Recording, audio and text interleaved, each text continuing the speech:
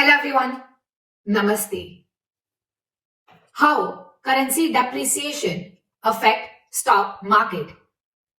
We are discussing this topic because rupee is all-time low. Matlab, rupee has fallen against dollar. Currently, $1 is equals to 84.48 rupees. Currency depreciation मतलब एक currency की value गिर गई है against another currency, मतलब रुपी सस्ता हो गया है अगेंस्ट डॉलर।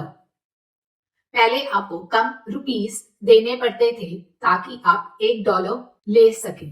अब आपको ज्यादा रुपीस देने पड़ेंगे वही $1 के लिए।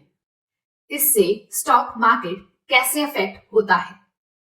जो कंपनीज एक्सपोर्ट करती हैं उन्हें बेनिफिट होता है, जैसे कि आईटी कंपनीज, वो अर्न करते हैं इन डॉलर्स।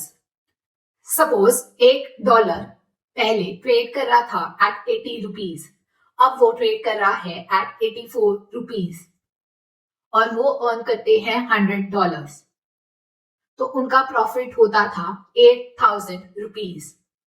अब क्योंकि रुपी सस्ता हो गया है इसलिए उनको बनेगा 8400 रुपीज। वैसे ही फार्मास्यूटिकल कंपनीज जो अपने ड्रग्स एक्सपोर्ट करते हैं टू अनदर कंट्रीज, उनके ड्रग्स ज्यादा कॉम्पिटिटिव हो गए हैं क्योंकि रुपी सस्ता हो गया है, etcetera.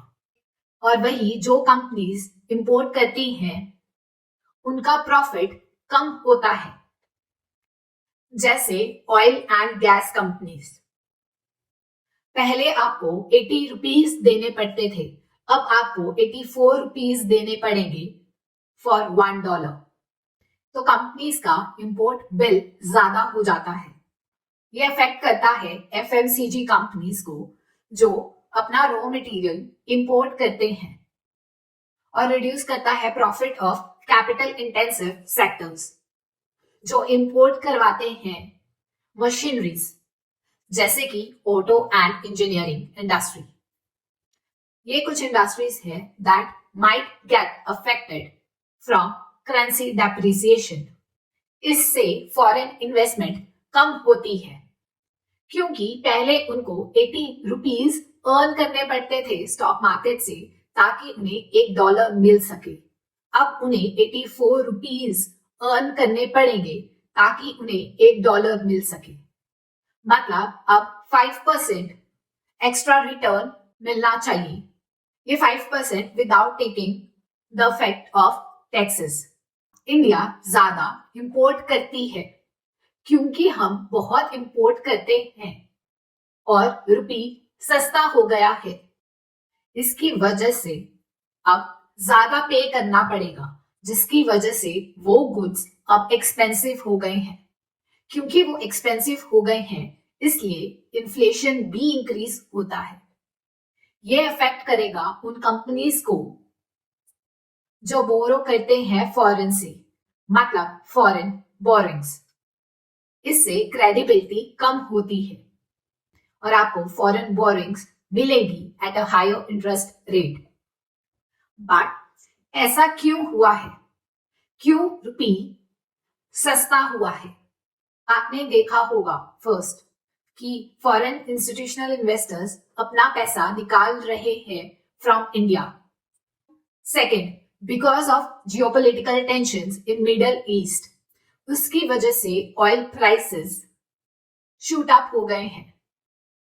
Third, increase in the demand of US dollar. US dollar की डिमांड इंक्रीज हो गई है फ्रॉम फॉरेन बैंक्स। तो इन्वेस्टर्स क्या कर सकते हैं? कुछ percentage of your portfolio you can invest in international funds. Invest करें उन कंपनीज में जिनके पास प्राइसिंग पावर हो, जो पास ऑन कर पाए the increase in the prices of raw material to the customers. आप इन्वेस्ट कर सकते हैं कुछ कंपनीज में जो एक्सपोर्टर हैं और कुछ कंपनीज में जो इंपोर्टर हैं, मतलब बैलेंस क्रिएट करें। This channel is for educational purposes. Do your own analysis before investing. Thank you.